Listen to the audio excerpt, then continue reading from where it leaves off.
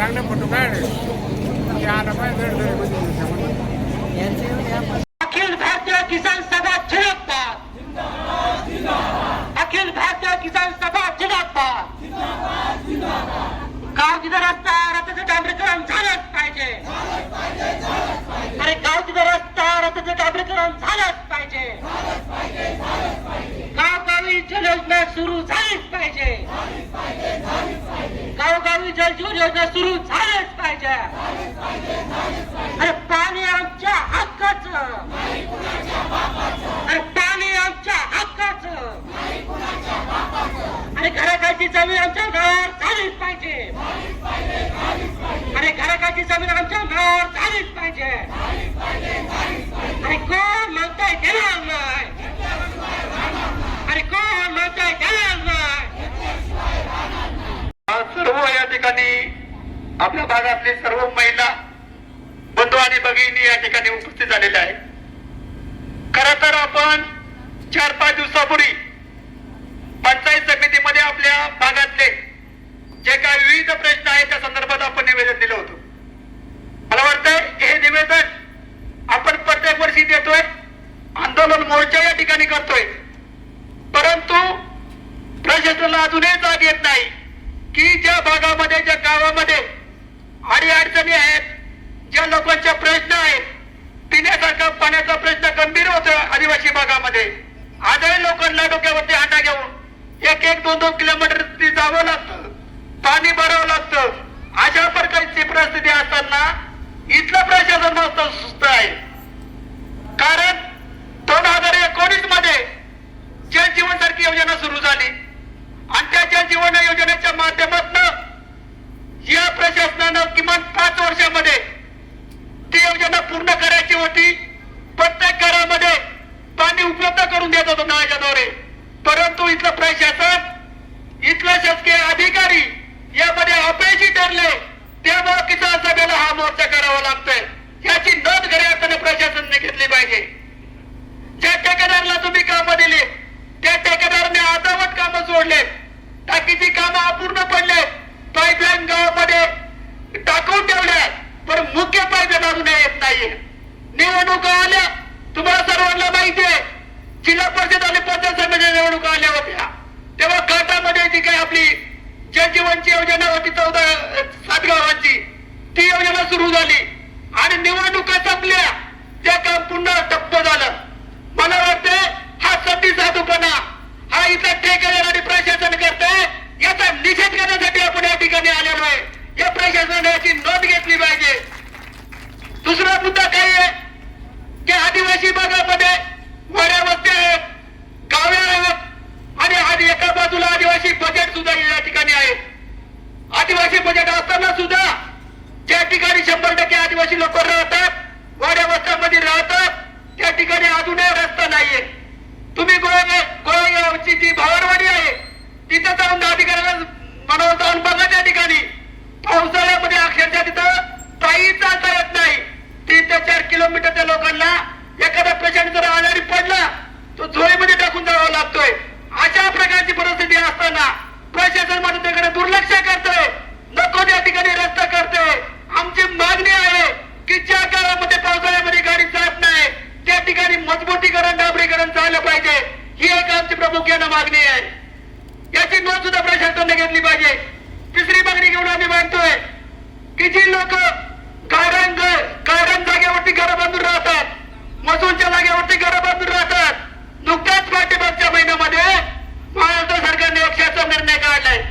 त्या शासन निर्णयामध्ये काय म्हटलंय की जी लोक 2011 पूर्वी राहत होती त्यांची घरं होती, अशा लोकांच्या घराची जागा आणि घरं त्यांच्या नावावरती झाली पाहिजे असा शासन निर्णय काढलाय।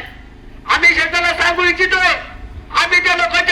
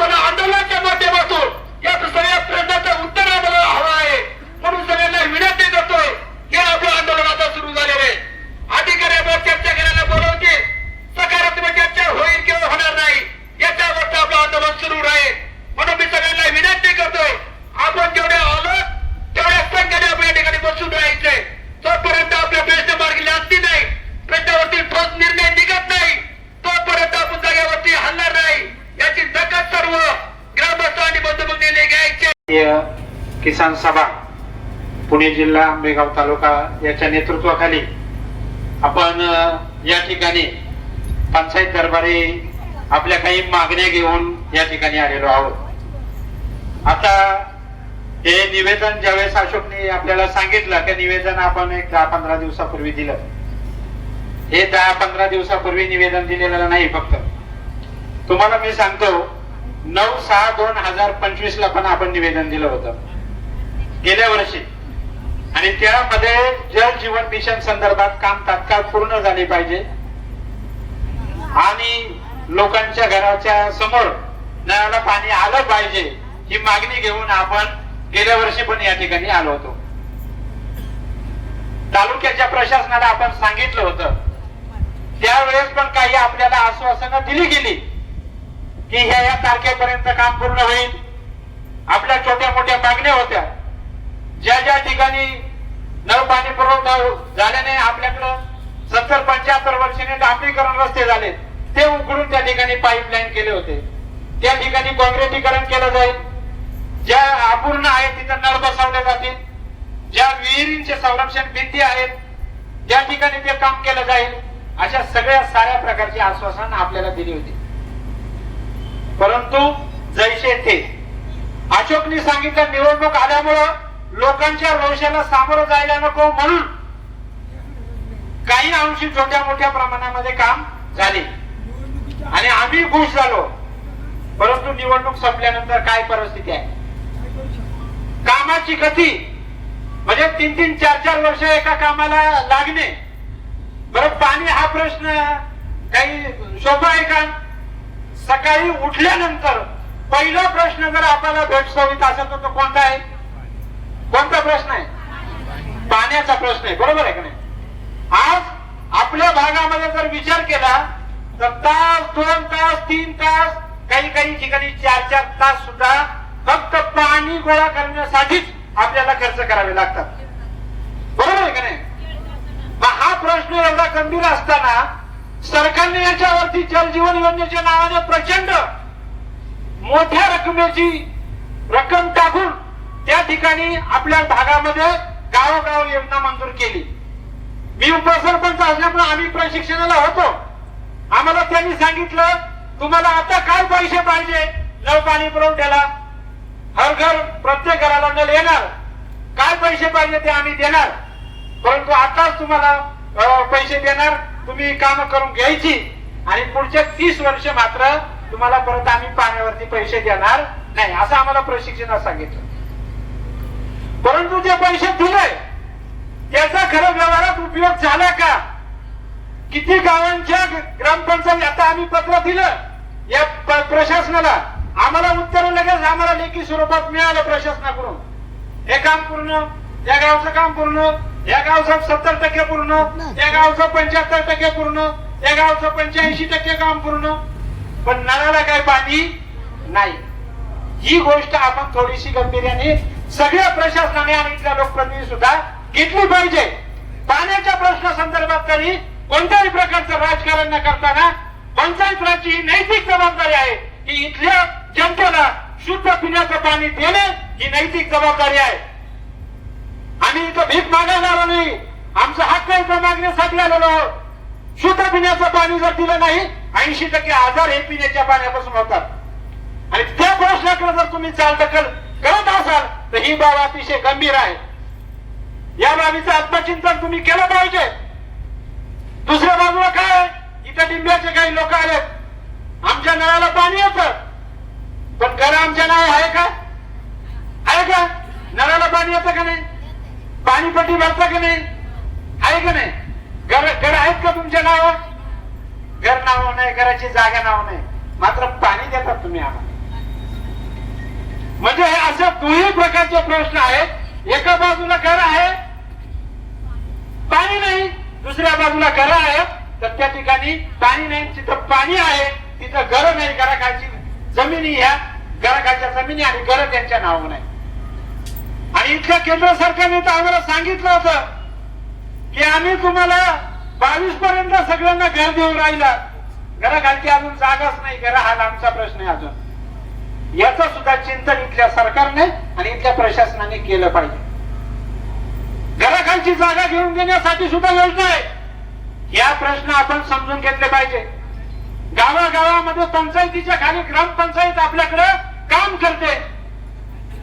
गावाचा सर्वे केला, कोणत्या लोकांना घरं नाहीयेत, कोणत्या लोकांना घराखालची जमीन नाहीये, याचा सर्वे जर तुमच्याकडे आला असेल तर याच्यावरती कारवाई का नाही झाली हा जाब आम्ही या ठिकाणी विचारायला आलो. घरं पाहिजे आम्हाला, घराखालची जागा पाहिजे आम्हाला, या गोष्टीचं चिंतन सरकारने केलं पाहिजे. आणि कधी मध्ये आम्ही मागणार, आम्ही भांडणार तरच तुम्ही देणार का, स्वयंप्रेरणेने हा केलं पाहिजे. सरकारच्या जमिनी आहेत, सरकारच्या जमिनीवरती सुद्धा घरं बांधून दिली पाहिजेत, म्हणजे आम्ही फक्त संघर्षच करायचा.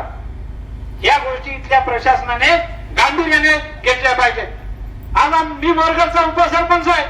उपसरपंच म्हटल्यानंतर लोक आम्हालाच विचारतात ही तुमची जबाबदारी आहे. बरोबर आहे, आम्ही आमच्या लेवलला भांडतोय, आम्ही पत्रव्यवहार करतोय, नोटीस प्रशासन सुद्धा ठेकेदाराला देत आहे, पण अतिशय भीषण परिस्थिती आहे. आता पाऊस किती झाला माहिती आहे आपल्याला. आता मी जिथून राहतोय काळवाडीमध्ये राहतोय, तिथं पाण्याचं उलटा काम केलं जातं बघा. म्हणजे नळ पाणी पुरवठा पाईपलाईन केली, पण पाण्याची टाकी आणि पाण्याच्या संरक्षण भिंतीच काम केलं नाही. कामं कशी उलटी चाललेली आहेत बघा. आज पाणी भरपूर आहे, पण संरक्षण भिंत नसल्यामुळं प्रचंड मोठ्या प्रमाणात पाऊस झाला आणि ते पाणी आता पिण्यायोग्य नाही. म्हणजे त्याच्यासाठी परत फिल्टर करणे किंवा काहीतरी करणे गरजेचं आहे. हे जर ते संरक्षण भिंत झाली असती तर म्हणजे पुढचं व्यवस्था झाली असती. परंतु याच्यासाठी वारंवार पत्रव्यवहार करून सुद्धा या गोष्टी जर होत नसतील तर या गोष्टी अतिशय गांभीर्याने घेतल्या पाहिजे. दरेवाडी असेल, आवळावाडी असेल, वर्ष कामं चालू झाले, 2-2 वर्ष काम झाले. दरेवाडीच्या टाकीच्या कामासाठी गेल्या वर्षी मटेरियल पडलेलं आहे, अजूनपर्यंत तिथे काही ठेकेदार पोहोचलेला नाही. लोकांनी पावसाळ्याच्या आतमध्ये शेती बांध उस्तरून रस्ता करून दिला, त्या ठिकाणी सिमेंटच्या बॅगा पण भिजून गेल्या आणि चौरस केला ते तशाच स्थितीत आहे. म्हणजे लोकांनी अजून किती सहकार्य करायचं, कोणतं सहकार्य करायचं, काय अपेक्षित आहे. सगळ्या प्रकारची जनतेची सहकार्य असताना सुद्धा इथले ठेकेदार आणि प्रशासन योग्य गतीने जर काम करत नसेल आणि तेही पिण्याच्या पाण्याच्या संदर्भात करत नसेल तर ही बाब अतिशय गंभीर आहे. या प्रश्नाकडे सहजासहजी कोणी घेऊ नये, ही नैतिक जबाबदारी प्रशासनाची आहे. अखिल भारतीय किसान सभा यांच्या वतीनं आज आपण बेमुदत धरणे आंदोलन केलेले आहे. पण आंदोलनामध्ये आपल्या बऱ्याचशा मागण्या आहेत, या मागण्यांवरच मी बोलणार आहे. मी याआधी ह्या गावांमध्ये, या वस्त्यांमध्ये खूप फिरलेली आहे, प्रत्येक वाडीला वस्तीला भेट दिलेली आहे. त्यावेळेसच मी स्वतः अनुभव घेतलेला आहे की तिथे रस्त्यांची काय परिस्थिती आहे. मी स्वतः चालत जात होते, त्या वाडीपर्यंत पोहोचत होते, जिथे 2 व्हीलर जाते तिथपर्यंत 2 व्हीलरनी जात होते, काही ठिकाणी चालत जात होते. मग तिथले जे काही लोक आहेत, आता आपल्याकडे माहितीये म्हातारे लोक जास्त घरामध्ये असतात. तुम्ही सांगा, जर त्यांना काही झालं, मी त्यांना विचारलं की तुम्हाला काही झालं तर तुम्ही कसे दवाखान्यामध्ये जाऊ शकता जर रस्ता तुमचा असा आहे. इतके भयानक त्यांचे अनुभव होते. ह्या सगळ्या गोष्टी पाहतात. रस्त्याचा म्हणजे जो काही मुद्दा आहे तो खूप महत्वाचा आहे. डांबरीकरण झालं पाहिजे आणि कच्चा रस्ता जो आहे तो पण व्यवस्थित केला पाहिजे. किमान तिथे 2 चाकी गाडी किंवा 4 व्हीलर तरी गेली पाहिजे. का तर त्या लोकांचे जे प्रश्न आहेत त्यांना खांद्यावर उचलून आणावं लागतं, कधी कधी आजारी पडलं तर, नंतर न गाड्यांमध्ये. अशा परिस्थितीमध्ये विचार करा ते लोक कसे जगत असतील. पण आपण हे म्हणजे अनुभव घेत नाही, त्यामुळे आपल्याला कळत नाही. जे अधिकारी आहेत किंवा हे जे राजकीय पदाधिकारी आहेत ते तेवढ्या पुरतं ऐकतात, तिथे सोडून देतात. आज आपण त्यांना मतदान देतो, आज आपण त्यांना हक्काने त्या खुर्चीवर बसवतो, पण ते लोक फक्त तेवढ्या पुरतं आपल्याला हा म्हणतात आणि नंतर विसरून जातात. पण यांना ज्या वेळेस तिथपर्यंत यावे लागेल, अशा गावांमध्ये ह्यांना मी म्हणते 8-8 दिवस राहायला ठेवायला पाहिजे. जिथं पाणी नाही, रस्ता नाही, त्या ठिकाणी हे कसे राहतात, कशी कामं करतात. मग त्यावेळेस ह्यांना समजेल की ही जनता कशी राहते आणि काय करते. मग यांच्यासाठी आपण काय केलं पाहिजे आणि काही नाही केलं पाहिजे. काही गावांमध्ये मी गेले तिथे तुम्हाला सांगते अक्षरशः पाणी प्यायला नव्हतं. मी बिस्लरी घेऊन गेले, पण त्या लोकांनी काय करायचं? त्यांनी बिस्लरीचंच पाणी प्यायचं का? आता त्यांना स्वच्छ पाणी पाहिजे की नाही? त्यांच्या मुलांना तुम्ही विचार करा. आज आपल्याला पाण्यामध्ये थोडा कचरा पडला तर लगेच फेकून देतो, आणि ह्या अधिकाऱ्यांना जर आपण असं पाणी पाजलं तर पितील का ते? आणून देऊ आपण त्यांच्या पुढे. ह्या जे आमदार आहे, खासदार आहे, जे काही पदाधिकारी आहेत, त्या सगळ्यांना हे पाणी पाजू, थोडे दिवस पिऊन बघा म्हणावं. तुम्ही पाणी हंड्यातनं आणून बघा म्हणावं, विहिरींमधनं पाणी आणून पहा काय होतं ते. मग तुम्हाला कळेल की त्याचं काय जास्त गांभीर्य आहे. आपण आणि काही दिवसांपूर्वी आमच्या गावामध्ये काही राजकीय पुढारी आले होते. त्यांना एक प्रश्न केला होता की आमच्या बायकांच्या डोक्यावरचा हंडा कधी खाली येईल. तर त्यांनी उत्तर दिलं होतं की थोडस चाललं, थोडस काम केलं, नाही हांडे जर डोक्यावरनं खाली आले तर काय झालं, काय होतंय? मग त्यांना हे दाखवलं पाहिजे ना आता की ज्या खुर्चीवर तुम्हाला ज्या जनतेने बसवलंय त्या जनतेला जर तुम्ही अशी उत्तरं देत असाल तर तुम्हाला त्या खुर्चीवर बसण्याचा अधिकार नाहीये. मी तर सरळ म्हणते. आणि महिलांना सगळ्यात जास्त इतकं काम करावं लागतं, त्याच्यातून 3-3 हंड्याने पाणी आणावं लागतं. मी स्वतः सुद्धा 3-3 हंड्याने पाणी आणलेलं आहे. आणि जे लोक तिथं राहू शकत नाही, वाड्या वस्त्यांमध्ये राहू शकत नाही, मग खाली पळ काढतात. खाली का पळ काढता तुम्ही? तिथले जे काही शिक्षक आहे, जिथं जे काही गव्हर्नमेंट सर्वंट आहेत त्या भागातले, त्यांना म्हणा तुम्ही राहा तिथे, बघा काय होतं. बायका पोरं घेऊन खाली येतात, सगळे पाळतात का? आज या घोडेगाव मध्ये सगळ्यात जास्त लोक इथे राहतात, आपल्या भागामध्ये का नाही राहत? त्याचं कारण हेच आहे, रस्ते नाही, पाणी नाही. आम्हाला रस्ता आणि पाणी हे जर आम्हाला दिलं नाही, हे आमच्या हक्काचं आहे, आम्ही काही भीक मागत नाही. आणि महिलांचा हाच प्रश्न आहे की आम्हाला स्वच्छ पाणी, पाणी पण पाहिजे, पण स्वच्छ पाहिजे. आज काही लोकांकडे पाणी येतं, पाणी येत नाही असं नाही, पण इतकं घाणेरडं पाणी आहे. मी स्वतः पाहिलेलं आहे ते पाणी. मी स्वतः माझ्या गावात गेले तर मी माझ्या घरातलं पाणी पित नाही. हे आज मी तुम्हाला सांगते का इतकं घाणेरडं पाणी आहे. मग तिथले पदाधिकारी काय करतात, सरपंच काय करतात, ही सगळी टीम काय करते, हे शासन काय करतं? यांनी काय केलं पाहिजे, कशा समित्या गठीत केल्या पाहिजे? आज आपल्याला सरकारने जल जीवनची इतकी सुंदर योजना दिली आहे, पण या योजनेचा उपभोग आपल्याला घेता येतोय का? घेता येतो का? सगळ्यांनी सांगा. कुणालाही घेता येत नाही का? का तर फक्त ह्यांचा हलगर्जीपणा आणि ह्यांचं लक्ष नाहीये कुठल्याही गोष्टीवरती. कुठलंही काम असू द्या, कुठलंही आरोग्याचं असू द्या, शैक्षणिक असू द्या, सगळ्यामध्ये हलगर्जीपणा. फक्त आंदोलन करायचं, त्यांच्या पुढे यायचं आणि आपण मागण्या मागायच्या, एवढंच त्यांनी आपल्या हातात ठेवलेलं आहे. आणि परत वर म्हणायचं की आंदोलन केल्याने प्रश्न सुटतात का, उपोषण केल्याने मागण्या सुटतात का? मग तुम्ही द्या ना करून, आम्हाला यायची गरजच पडणार नाही. आज आमची मुलं आज रस्त्याला पाण्यासाठी, आज ते पिंपरी गाव जे आहे त्या गावात सुद्धा मी गेले होते, पाण्यासाठी किती मैल लांब बायका जातात. त्यांना ते काय म्हणतात आपलं ते ओढायचं जे असतं त्यात भरून असं रस्त्याला ते ओढत घेऊन जातात पाणी भरून. त्या महिलांना एवढं जड ओढू शकतात का? 3-3 हंड्याचा तो एक ड्रम असतो. तुम्ही सांगा आज आपल्यासाठी पाणी किती महत्वाचं आहे.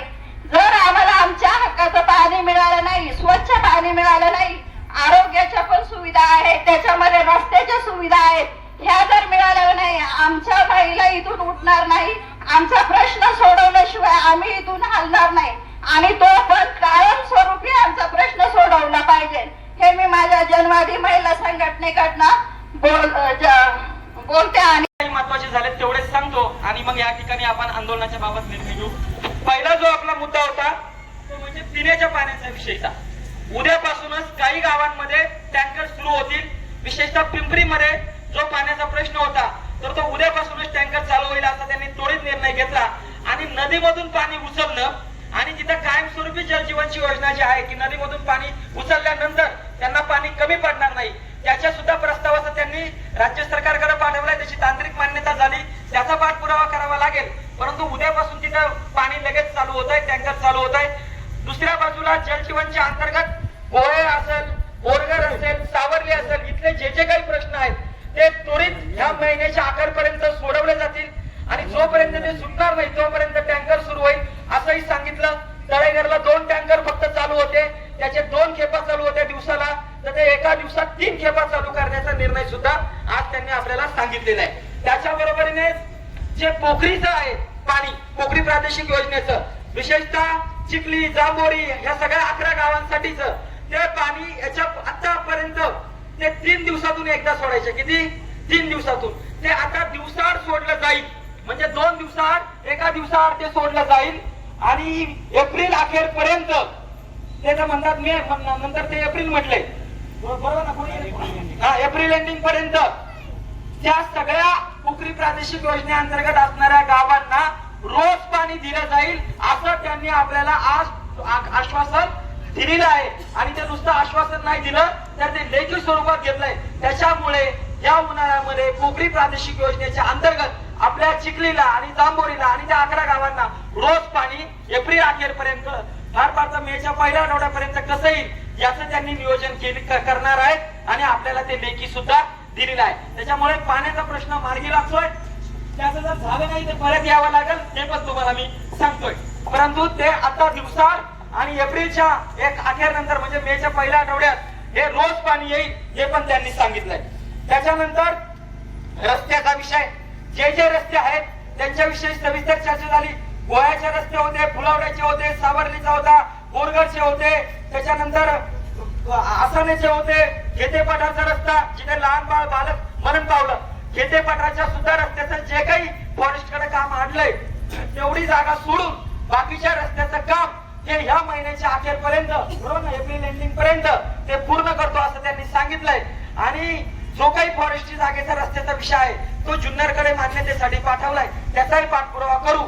अजून रस्त्याचे प्रश्न जे काही आहेत, ज्यांच्या वाड्या वस्त्यांचे प्रश्न आहेत त्याच्यासाठी पीडब्ल्यूडी विभागाचे अधिकारी, पंचायत समितीचे बांधकाम विभागाचे अधिकारी, माननीय तहसीलदार महोदय, माननीय बीडीओ मॅडम यांच्या उपस्थितीत परत एकदा त्या गावातले सगळे प्रस्ताव घेऊन इथे ह्याच महिन्यामध्ये ती मीटिंग होईल आणि त्याच्यामध्ये सुद्धा त्याचा पाठपुरावा केला जाईल. विशेषतः अडचणीची जी गावं आहेत तिथे रस्ते लगेच करा, तिथे माननीय तहसीलदार महोदय, बीडीओ मॅडम हे लक्ष घालतील आणि आपण सुद्धा जनतेचा रेटा उभा करू जेणेकरून हे रस्त्यांचे प्रश्न मार्गी लागतील. हा सुद्धा निर्णय झाला. त्याच्यानंतर अजून एक विषय झाला की जी पेशा क्षेत्रातली गावं आहेत तिथे परस्पर वेगवेगळे विभाग कामं चालू करतात, ग्रामसभेला माहिती देत नाही, तर बीडीओ मॅडम ते पत्र काढणार आहेत की ज्या गावांमध्ये कामं चालू होणार आहेत, कुठलेही विकास कामं, रस्त्याचं असेल, बांधकाम असेल, त्याच्याविषयी त्या ग्रामसभेला माहिती दिली जाईल. हा सुद्धा निर्णय झाला. मुळात सरकारचा अजून एक निर्णय होता पण अंमलबजावणी झाली नव्हती. याच्या पुढे जे काही रस्ते नवीन सुरू होतील किंवा कुठलाही बांधकाम सुरू होईल ते काम चालू करताना त्याचा बोर्ड माहितीचा लावला जाईल की ज्याच्यावर किती किलोमीटरचा रस्ता आहे, किती पैसा आहे, कोण ठेकेदार आहे, काय काम आहे, हे माहितीचे बोर्ड याच्या अगोदरच लावले जातील. काम संपल्यानंतरचे ते लावत होते ते काम चालू होण्याच्या अगोदरच लावले जातील. हा सुद्धा निर्णय या ठिकाणी झाला. आंबेगाव गावठाणच नाही तर धरणामुळे जी गावं विस्थापित झाली आणि जे नवीन गावठाणं तयार झालेली आहेत त्या गावठाणांच्या प्रश्नांना धरून की धरणामुळे जी गावं पुनर्वसन झालं, तिथे गावठाण तयार झालं, नवीन ग्रामपंचायती काही तयार झाल्या, त्या गावठाणांच्या प्रश्नांना धरून स्वतंत्र एक मीटिंग की ज्याच्यामध्ये भूमी अभिलेखचे अधिकारी, मान्य तहसीलदार महोदय, बीडीओ मॅडम या सगळ्या यांच्या उपस्थितीत गावठाणांचे प्रश्न सोडवण्यासाठी एक स्वतंत्र मीटिंग सुद्धा या ठिकाणी होणार आहे, ज्याच्यामध्ये पुनर्वसन झालेल्या गावठाणांना सिटी सर्वेची योजना लागू करण्याचा सुद्धा प्रश्न निकालात काढण्यासाठीची प्रक्रिया सुरू होणार आहे. त्याचबरोबरीने अत्यंत महत्वाचा प्रश्न आपल्या डिंब्याचा होता. डिंब्याच्या मध्ये जे वर्षानुवर्ष 5 पिढ्या राहत आहेत की ज्यांच्या घराघरची जमीन त्यांच्या नावाने नसल्यामुळे त्यांना नोटिसा देऊन त्यांना तिथून बाहेर बेदखल करण्याचा प्रयत्न जलसंधारण विभाग करत आहे. त्यांचे सगळे अर्ज आज मान्य तहसील कार्यालयात दाखल केले जाणार आहेत. राज्याच्या पातळीवर काही नियोजन चालू आहे, विचार चालू आहे, परंतु अनेक वर्ष त्यांचा रहिवास आहे, त्याच्यामुळे योग्य ती प्रक्रिया झाल्याशिवाय आणि त्यांना पर्यायी जमीन, पर्यायी घर, पर्यायी घराखालची जमीन अशी काही दिल्याशिवाय त्यांना त्यांच्या घरापासून जागेवरनं बेदखल करणार नाही अशा आशयाचं पत्र माननीय तहसीलदार संबंधित जलसंधारण विभागाला सुद्धा देणार आहेत. जे काही त्यांना आज म्हणतात की तुम्ही इथून जा, त्याच्याविषयी तहसीलदार महोदय, प्रशासन सुद्धा आपल्या सोबत आहे की जे वर्षानुवर्ष 5-5 पिढ्या राहतात त्यांना असं सहजासहजी तिथून बाहेर काढलं जाणार नाही याच्या विषयीचा सुद्धा निर्णय या ठिकाणी झाला. अजून एक महत्वाचा विषय होता लाईट बिलाचा विषय. भरमसाठ लाईट बिल आहेत. आज सगळ्यात महत्वाचा वाईट अनुभव आला. स्वतः तहसीलदार मोदी अत्यंत व्यस्त होते पण त्यांनी वेळ दिला. व्हिडिओ मॅडम होत्या परंतु लाईटीचे जे प्रमुख अधिकारी होते ते मात्र आज उपस्थित नव्हते. त्यांच्याशी तहसीलदार मोदी बैठकीतून बोलले, आपले अशोक बेकारी सुद्धा बोलले आणि त्यांना सांगितलं की लाईटीचे जे काही भरमसाठ बिले येतात, काही वायरी खाली पडायला लागल्यात, काही खांबळे दुरुस्त करायचे, याच्याविषयी तुम्ही आम्हाला सविस्तर चर्चा करा आणि ते प्रश्न मार्गी लावा. त्यांनी सुद्धा आपल्याला शुक्रवारी त्यांच्या कार्यालयात बोलवले. लाईटीच्या सगळ्या प्रश्नांविषयी तिथे चर्चा होईल. पण मी आपल्याला या निमित्ताने एवढंच सांगतो, लाईटीवाले जरा आज थोडं आपल्याला जाणवलं की आज त्यांनी आपल्याला थोडंफार गृहीत धरलं. आजच्या चर्चेला ते आले नाहीत. दुसरे एक अधिकारी पाठवून दिले पण मेन अधिकारी थांबले नाहीत. मी आपल्याला सांगतो, शुक्रवारची बैठक नीट झाली नाही आणि शुक्रवारी लाईटीच्या प्रश्नावर योग्य उत्तर मिळालं नाही तर आज जसा हंडा मोर्चा इथं काढलाय तसा उद्या लाईटीच्या प्रश्नावर वीज विभागाच्या कार्यालयात दणदणीत मोर्चा आपल्याला काढावा लागेल. जे आम्हाला जे जनतेला जुमानणार नाहीत, जे गोरगरिबांच्या प्रश्नांना वेळ देणार नाही, जे जनतेच्या प्रश्नांकडे दुर्लक्ष करतील त्यांच्या कार्यालयामध्ये याच्या पुढे ठिय्या आंदोलन करायची आणि त्यांच्याच दारात जाऊन त्यांचा उद्धार करून यायचा. हे आपलं पॉलिसी आहे आणि ते करायची. वीजवाल्यांचं जरा साहेब आज आम्हाला वाईट अनुभव आलाय. ते आज पाहिजे होते. शुक्रवारी बघूयात, त्यांचे लोक सांगतील त्यांना नीट शुक्रवारी चर्चा सरळ मार्गाने करा, नाही तर कसं नाक दाबायचं आणि तोंड उघडायचं ते किसान सभा जाणते ते लाईटी संदर्भात केलं जाईल. सगळ्या विभागांचे चांगले अनुभव आज सगळ्यांनी खूप चांगल्यापणाने चर्चा झाली. बांधकामवाल्यांनी सुद्धा खूप चांगलं सहकार्य केलं, पोखरी प्रादेशिक योजनेने केलं, अधिकारी वर्गाने केलंय. वीजवाल्यांचा जरा अनुभव थोडा आज वाईट आलाय. तो शुक्रवारच्या बैठकीत बघू. नाही दुरुस्त झाले तर ठीक, नाहीतर कसं दुरुस्त करायचं ते पण ठरवू. या सगळ्या प्रश्नांविषयी आज अत्यंत चांगली चर्चा झाली.